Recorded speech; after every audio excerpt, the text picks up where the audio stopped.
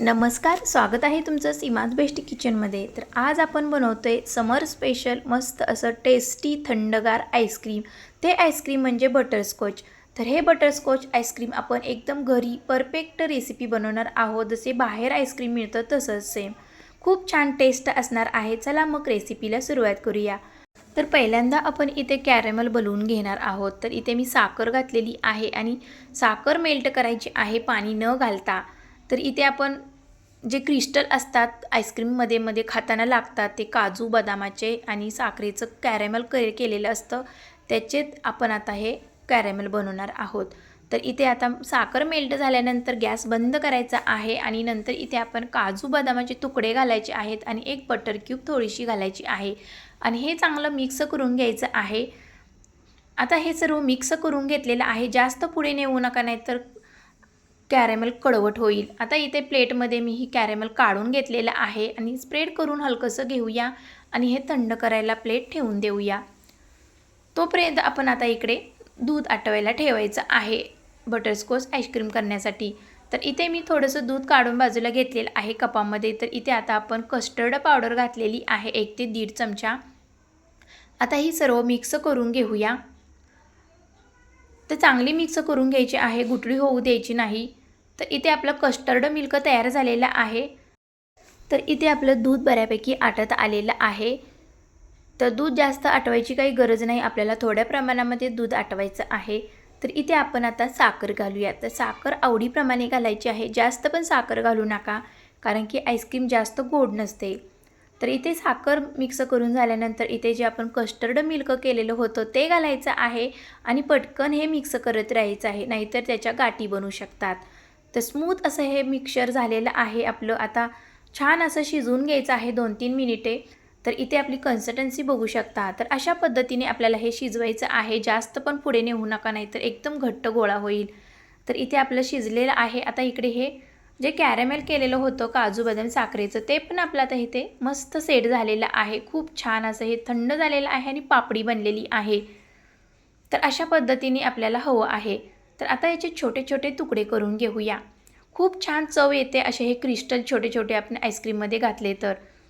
आता इथे मी प्लॅस्टिकची पिशवी घेतलेली आहे आणि त्या पिशवीमध्ये घालून असं आपल्याला अर्धवट असं ठेचून घ्यायचं आहे। तर छोटे छोटे तुकडे बनवायचे आहेत। तर इथे आपलं क्रिस्टल छान तयार झालेले आहेत काजू बदामाचे।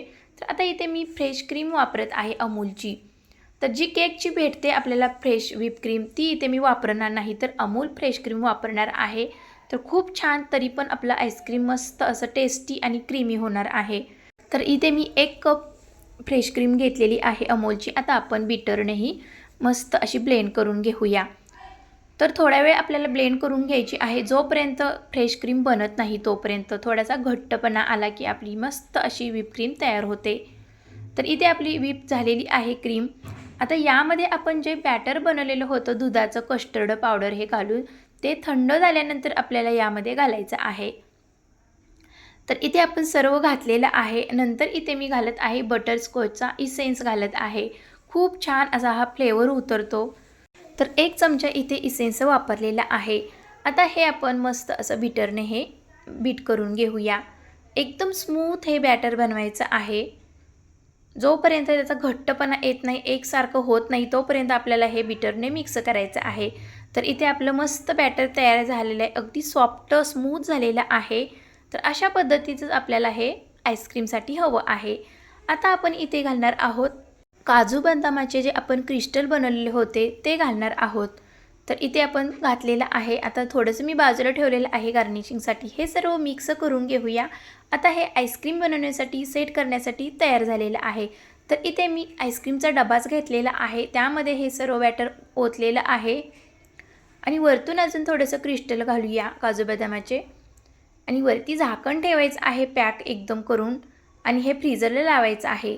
तर रात्रभर मी हे फ्रीजरला लावलेलं होतं आणि फ्रीजरमधून काढल्यानंतर थोडासा वेळ आपल्याला बाहेर ठेवायचं आहे, मगच आपल्याला हे स्कूपनं आईस्क्रीम काढून घ्यायचं आहे। तर एकदम मस्त असं हे सॉफ्ट आईस्क्रीम बनलेलं आहे। कुठेही आईस्क्रीमचे खडे बनलेले नाही, क्रिस्टल बनलेले नाहीत, एकदम सॉफ्ट झालेलं आहे। जसे आपण बाहेरून आईस्क्रीम आणतो सेम तसंच झालेलं आहे हे आईस्क्रीम। एकदम क्रीमी आणि सॉफ्ट झालेलं आहे आणि बनवण्याची पण पद्धत खूप सोपी आहे।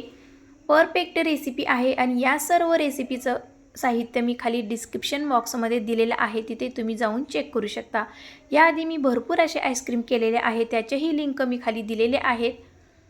तर अशा पद्धतीने इथे आपलं स्कूपने आईस्क्रीम काढून तयार झालेलं आहे आणि आपण थोडेसे जे कॅरॅमेलचे क्रिस्टल बनवलेले होते ते वरून गार्निशिंग करूया. खूप छान चव येते या क्रिस्टलने. तर अशा पद्धतीने इथे आपलं समर स्पेशल हे आईस्क्रीम थंडगार तयार झालेलं आहे आणि ही रेसिपी तुम्हाला कशी वाटली तेही मला कमेंटमध्ये सांगा आणि तुम्हीही बनवा. रेसिपी आवडली असेल तर लाईक, शेअर आणि सबस्क्राईब करायला विसरू नका. भेटूया पुढच्या रेसिपीमध्ये. तोपर्यंत बाय बाय.